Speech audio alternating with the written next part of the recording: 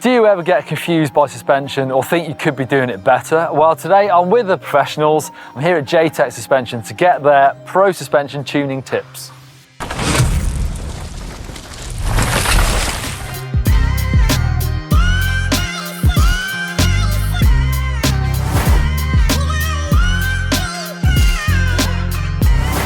All right, Jim, you deal with a lot of forks and shocks, suspension units. What is like the most common mistakes, I guess, you see when people send their kit in? Yeah, I guess the first fundamental thing is just looking after it, keeping it clean, keeping stanchions lubed, air shafts, damper body tube on rear shocks, keeping that lubed, and just inspecting it for any damage and not carrying on riding with massive scratches and everything. It's just dragging dirt into the insides. Okay, and when you're taking them apart, you're seeing that in the bottom of the fork, I guess, are you, like dirt? Yeah, dirt getting past the wiper seal. Even if there's no damage on the stanchions or shaft, you can get a dirty film on there. Even after you've washed it, if you've not wiped it down after you've washed it, you get a little film on the surface.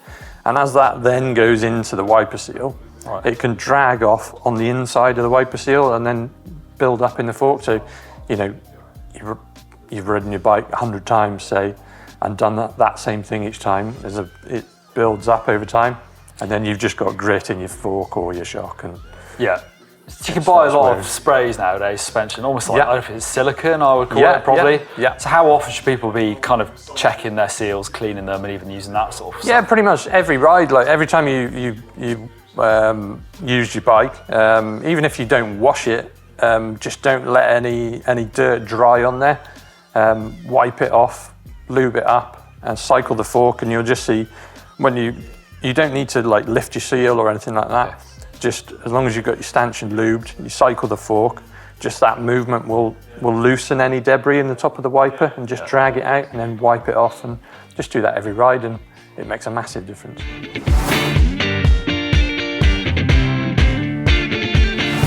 Right, Jim, you can judge me now on how I do it. So when I get a new bike or a new fork or shock, so I'll set the sag first, and more often than not, obviously, it's air. So I tend to go for 30%, using the O-ring, along that shaft. For sag, and around 20% up front, and for me, that probably feels about right. Yeah, it's a great starting point, yeah. Do you find, I don't know if this is true or not, is it a myth that after, riding your fork shock for like a week or two, is it gonna loosen up and become potentially, softer or, smoother? Would you need to check your pressure again? Yeah, potentially it will become smoother in some cases, some not, but it won't actually affect your pressure, because in terms of your sag, you're setting that at a low speed, if you like. So when you set your weight down, that's just moving slowly. Any amount of friction that's involved in the running period won't really affect your sag very much at all.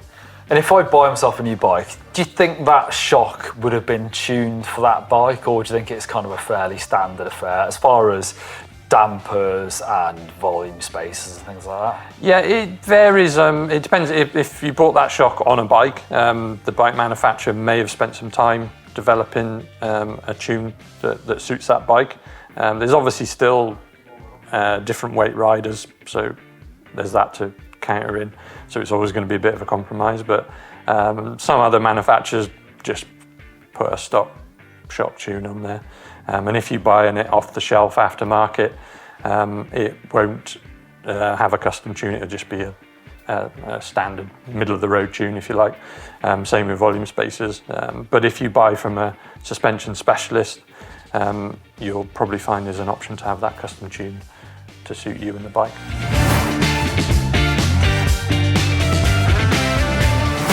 Obviously, Jim, you are tuning and servicing suspension here, but what about servicing? Are people getting that right or wrong, I guess?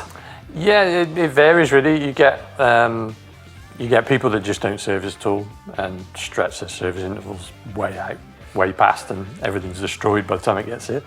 On the other spectrum, we kind of get people that do their own lower leg servicing, but they maybe do a few too many lower leg services before a full service. So if you look at the manufacturer's recommendations, there's usually lower leg services every 50 hours or so. And then the full service could be like between 100 and 200 hours. Whereas we're getting some people doing like 8 or 10 50-hour services before a full. And by that time, there's issues with other parts within the damper, within the airspring, that haven't been covered in those 50-hour services. So sometimes, almost a bit too much home maintenance can be a problem as well. But yeah, the best thing to do is just follow the manufacturer's recommendations, really. Okay.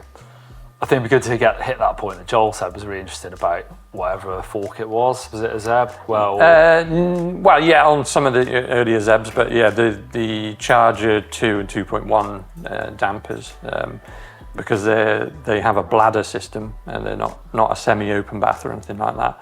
They have a bladder system, so when in use, they do ingest a little bit of the lower leg oil into the bottom of the damper, and over time that builds up. If you just keep on doing lower leg services like that, you're getting more and more oil into that damper to the point where the bladder can't expand anymore, and it effectively hydraulically locks it, and then the only thing that can give is the bladder, and then the bladder bursts, and you've got no damping. So yeah, that's why it's important to keep on top of the full services as well as those 50-hour lower leg services.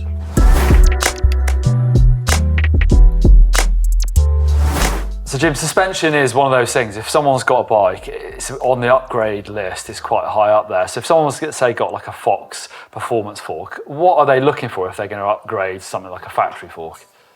So the main differences there are the damper, first of all, where you've got more adjustment, and you've got more refined damping in there. The internals are a little bit more advanced.